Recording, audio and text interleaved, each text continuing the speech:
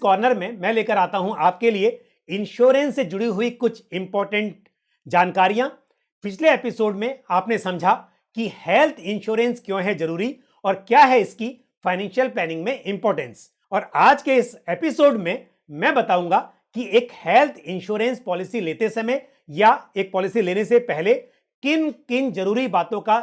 ध्यान रखना चाहिए और किन बातों के आधार पर एक प्लान आपको सिलेक्ट करना चाहिए। यदि आप हेल्थ इंश्योरेंस लेना चाह रहे हैं तो सबसे पहले यह तय करें कि क्या आपको एक इंडिविजुअल प्लान लेना चाहिए या फिर एक family floater health insurance plan आपके लिए अधिक सुटेबल रहेगा। एक इंडिविजुअल प्लान में एक इंडिविजुअल पर्सन कवर होता है, जबकि एक फैमिली फ्लोटर प्लान में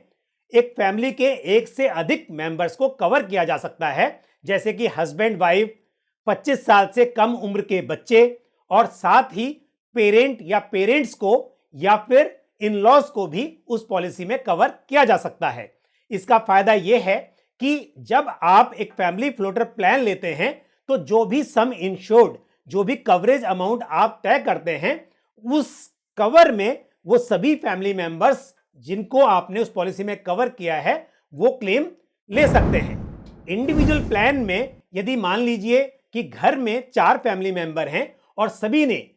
2.5 लाख ईच यानी कि 2.5 लाख का प्लान लिया है, अब मिलाकर तो फैमिली का ये 10 लाख हो गया, लेकिन मान लीजिए कि एक पॉलिसी ईयर में एक इंडिविजुअल पर्सन को 4 लाख रुपए के क्लेम की जरूरत आ गई, लेकिन क्योंकि उस इंडिविजुअल पर्सन का जो कवर है वो सिर्फ 2.50 लाख का है, तो ऐसे में जो ऊपर का जो खर्च है वो उस पर्सन को अपने पास से करना होगा। लेकिन यहीं पर यदि 4 मेंबर का कवर 10 लाख का है और ये फैमिली फ्लोटर प्लान है, तो इस केस में यदि एक इंडिविजुअल को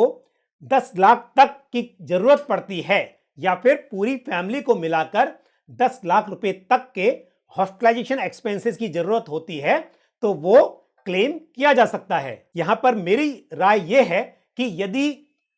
बच्चे छोटे हैं और पेरेंट्स भी कम उम्र वाले हैं, तो ऐसे में एक फैमिली फ्लोटर प्लान एक बेहतर चॉइस हो सकती है। लेकिन यदि कोई सीनियर सिटीजन अपने लिए हेल्थ इंश्योरेंस प्लान लेना चाह रहा हो या फिर बच्चे अपने सीनियर सिटीजन पेरेंट्स के लिए इंश्योरेंस कवर बाय कर रहे हो, ऐसे में इंडिविजुअल कवर लेना शायद बेहतर रहेगा। तो इन सब बातों के आधार पर सबसे पहले आप ये तय कर ले कि क्या आपको एक इंडिविजुअल प्लान लेना है या फिर आप फैमिली फ्लोटर प्लान लेना चाहेंगे। उसके बाद आते हैं सम इंश्योर्ड पर, यानी कि जो कवरेज अमाउंट है उस पॉलिसी में वो कितना होना चाहिए। हॉस्पिटलाइजेशन महंगा होता जा रहा है, दवाइयों का खर्च बढ़ता जा रहा है और ऐसे में जो सम इंश्योर्ड है वो भी एडिक्वेट होना चाहिए। एक समय था जब शायद 1 लाख की हेल्थ इंश्योरेंस पॉलिसी भी शायद ठीक मानी जाती थी, लेकिन अगर मैं अब बात करूं, जिस हिसाब से मेडिकल साइंस ने बहुत तरक्की की है, नई टेक्नोलॉजी अवेलेबल है और ऐसे में चाहे आप बात करें दवाइयों की या डॉक्टर की फीस या फिर हो अस्पताल का खर्च, ये बहुत बढ़ गया है और ऐसे में जरूरी है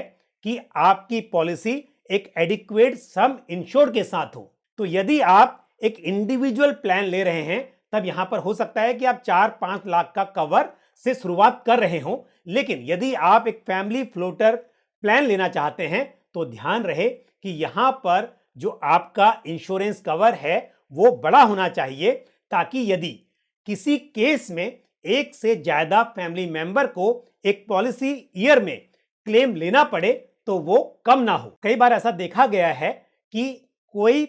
इंडिविजुअल एक प्लान लेता है और सोचता है कि मेरे पास में कवर है, लेकिन जब जरूरत पड़ती है तब एहसास होता है कि जितना कवर लिया था वो काफी नहीं है। इसके लिए जितना जरूरी हेल्थ इंश्योरेंस लेना है उतना ही जरूरी ये जानना भी है कि जो कवर लिया है क्या वो एडिक्वेट है या नहीं है। अब उसके बाद एक जो महत्वपूर्ण बात है वो है नेटवर्क हॉस्पिटल की, क्योंकि जब आप हेल्थ इंश्योरेंस कवर लेते हैं तो आप चाहते हैं कि आपको कैशलेस फैसिलिटी मिले, ना कि आप पहले पेमेंट करें और फिर बाद में आपको उसका रिएम्बर्समेंट हो सके। लेकिन जो कैशलेस फैसिलिटी है ये नेटवर्क हॉस्पिटल में ही पॉसिबल होती है। तो आप ये जरूर देखें कि जो प्लान आप लेना चाह रहे हो, जिस इंश्योरेंस कंपनी से आप कवर ले रहे हो, उनके नेटवर्क में कितने हॉस्पिटल्स हैं और आपके एरिया के हॉस्पिटल्स उनके नेटवर्क में हैं या नहीं हैं। क्योंकि यदि जरूरत पड़ेगी तो सबसे पहले आप चाहेंगे कि जो आपके आसपास में हॉस्पिटल है वहां पर आपको ये कैशलेस फैसिलिटी मिल सके। तो एक इंश्योरर के नेटवर्क में नंबर ऑफ हॉस्पिटल्स और साथ ही आपके एरिया के हॉस्पिटल्स उस नेटवर्क में हैं या नहीं हैं, ये भी एक इंपॉर्टेंट क्राइटेरिया है एक प्लान सेलेक्ट करने के लिए। कुछ हेल्थ इंश्योरेंस प्लान्स को पेमेंट क्लॉज के साथ आते हैं, यानी कि यदि कभी क्लेम आता है तो उस वक्त एक पार्ट ऑफ क्लेम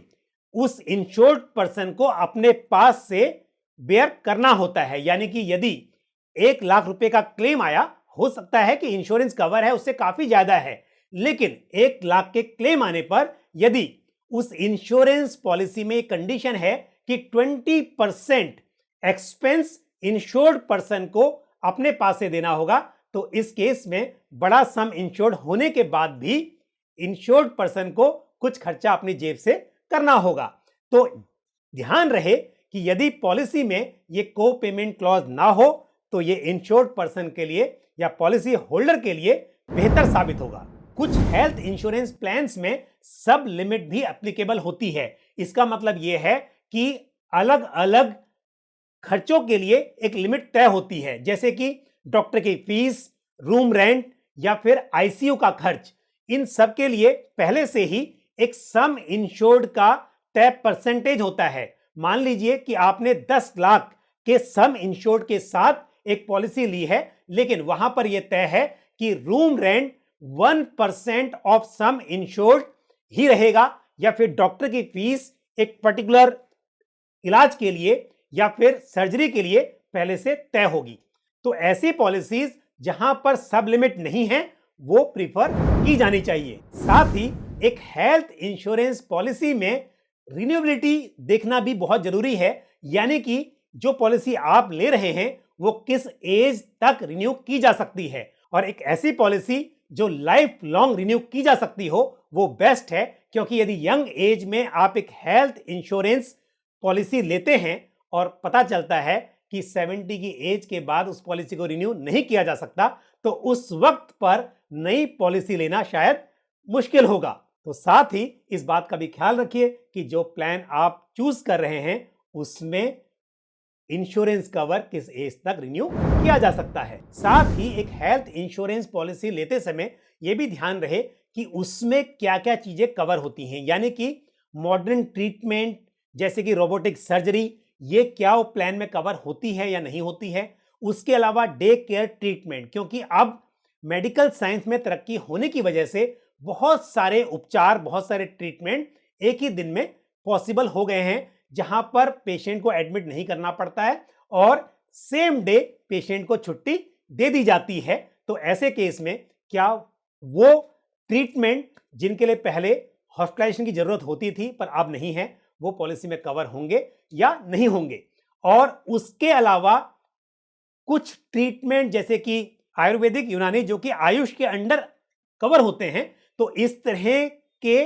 ट्रीटमेंट भी क्या पॉलिसी में कवर होते हैं या नहीं होते हैं। और यदि आपको मैटरनिटी कवर की जरूरत है तो उस केस में आप ये देख लें कि जो प्लान आप सिलेक्ट कर रहे हैं क्या उसमें मैटरनिटी कवर प्रोवाइड होता है। एक इंश्योरेंस पॉलिसी में प्री एंड पोस्ट हॉस्पिटलाइजेशन ये बहुत ही जरूरी है, क्योंकि हॉस्पिटल में एडमिट होने से पहले भी बहुत खर्च हो चुका होता है और कई बार हॉस्पिटल से आने के बाद कुछ समय के लिए ट्रीटमेंट कंटिन्यू रहता है और कई बार तो नर्सिंग की जरूरत भी होती है। तो ऐसे में आप जिस प्लान का सिलेक्शन कर रहे हैं उसमें कितने दिन का प्री हॉस्पिटलाइजेशन है और कितने समय के लिए पोस्ट हॉस्पिटलाइजेशन कवर होता है, इसको भी आप ध्यान में रखें। लगभग सभी हेल्थ इंश्योरेंस पॉलिसीज में कुछ प्री एग्जिस्टिंग डिजीज के लिए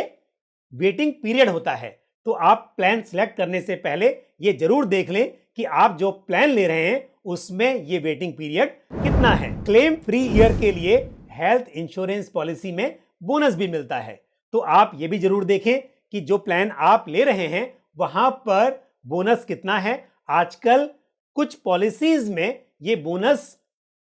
सम इंश्योर्ड का 50% होता है एक क्लेम फ्री ईयर में। यानी कि यदि आपने 10 लाख का प्लान लिया है तो एक क्लेम फ्री ईयर के एंड में आपका जो कवर है वो 15 लाख हो जाएगा, और सब्सिक्वेंट ईयर में भी अगर कोई क्लेम रेज नहीं होता है तो ये बढ़कर 100% यानी कि 10 लाख का कवर 20 लाख हो जाएगा। तो आप ध्यान दें कि आप जो प्लान ले रहे हैं वहां पर नो क्लेम बोनस कितना मिल रहा है। साथ ही एक हेल्थ इंश्योरेंस पॉलिसी लेते समय आप ये जरूर देखें क्या आपकी पॉलिसी में रीलोड ऑफर अवेलेबल है। रीलोड या रीस्टोर का मतलब यह है कि जो सम इंश्योर्ड है यदि वो एक पॉलिसी ईयर में पूरा एग्जॉस्ट हो जाता है तो उसके बाद क्या आपकी ये इंश्योरेंस पॉलिसी कवर प्रोवाइड कर सकती है या नहीं कर सकती है। ऐसी पॉलिसी जहां पर रीलोड फीचर अवेलेबल होता है वहां पर यदि एक पॉलिसी ईयर में पूरा सम इंश्योर्ड एग्जॉस्ट हो जाए तब भी उस एलिमेंट को छोड़कर जिसके लिए ट्रीटमेंट लिया गया है, क्लेम लिया गया है, दूसरी किसी बीमारी के लिए या एक्सीडेंट के लिए फिर से कवर अवेलेबल हो जाता है। तो एक हेल्थ इंश्योरेंस प्लान में रीलोड फीचर बहुत ही यूजफुल साबित हो सकता है। एक हेल्थ इंश्योरेंस प्लान में फीचर्स तो बहुत हो सकते हैं, लेकिन यहां पर एक फीचर और बताना मैं जरूरी समझता हूं, वो है प्रिवेंटिव हेल्थ चेकअप का। यानी कि आपकी हेल्थ इंश्योरेंस पॉलिसी आपको साल में एक बार या फिर कुछ सालों में एक बार एक फ्री हेल्थ चेकअप का ऑप्शन प्रोवाइड कर सकती है। तो जो प्लान आप सिलेक्ट कर रहे हैं आप देखें कि वहां पर यह फ्री हेल्थ चेकअप का ऑप्शन आपको हर साल मिलता है या कुछ साल में एक बार मिल रहा है। तो ये थी कुछ महत्वपूर्ण बातें जिनके आधार पर आप अपने लिए एक अच्छी हेल्थ इंश्योरेंस पॉलिसी सिलेक्ट कर सकते हैं। तो इंश्योरेंस कॉर्नर के इस एपिसोड में इतना ही। अगले एपिसोड में आपसे फिर मुलाकात होगी और हम बात करेंगे हेल्थ इंश्योरेंस से जुड़े हुए किसी और इंपॉर्टेंट टॉपिक पर। तो जुड़े रहिए हमारे साथ और देखते रहिए इंश्योरेंस अवेयरनेस की series insurance corner powered by Aditya Birla health insurance. इस वीडियो को अधिक से अधिक शेयर करें और हेल्थ इंश्योरेंस के प्रति जागरूकता बढ़ाने में हमारी मदद करें। धन्यवाद।